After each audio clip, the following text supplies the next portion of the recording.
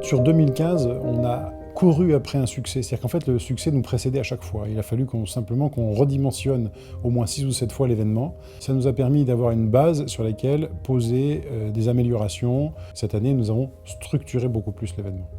Ils ont été excellents parce qu'ils ont été encore plus rapides que prévu. C'est notre recherche et développement à nous. Passer du temps sur l'organisation d'un événement comme ça, c'est passer du temps dans la recherche d'intervenants. La recherche d'intervenants nous permet de trouver de nouvelles solutions pour les épargnants, pour nos clients. Dans le monde de demain, ce monde va être à la recherche d'experts. Et cet événement nous permet de nous positionner comme experts dans le domaine. Dans certains métiers, par exemple faire un crédit de 50 000 ou 100 000 euros à une TPE ou une PME, une banque perd de l'argent. N'oublions pas que la banque se fait attaquer sur ses secteurs de marge les plus importants. Elle a commencé par la banque en ligne sur les transactions financières. Aujourd'hui, elle se fait attaquer par des gens comme Cantox sur le transfert de devises.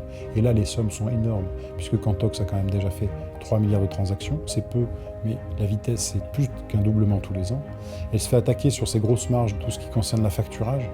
Et donc là, ce sont des marges importantes et les nouveaux entrants ont des croissances. Certains doublent de chiffre d'affaires tous les mois depuis 16 mois. Aujourd'hui, la faiblesse des fintechs, c'est leur toute petite taille. Souvent, les plus gros acteurs du marché font 0,75% du marché. Donc, en fait, les banques peuvent les racheter et les tuer dans l'œuf. Aujourd'hui, il est important pour des métropoles, pour des régions, de favoriser l'émergence d'un écosystème autour de la fintech, puisque cet écosystème va créer des emplois.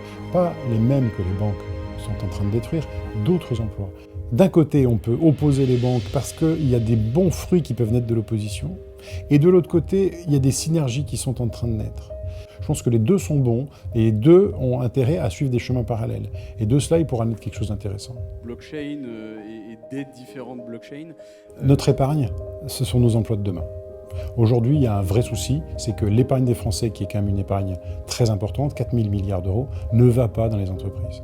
Aujourd'hui, on a une émergence d'un certain nombre de solutions technologiques qui permettent de flécher l'épargne des Français directement vers les entreprises. Et l'épargne retrouvera sa vraie vocation, développer l'économie proche ou moins proche de chez soi.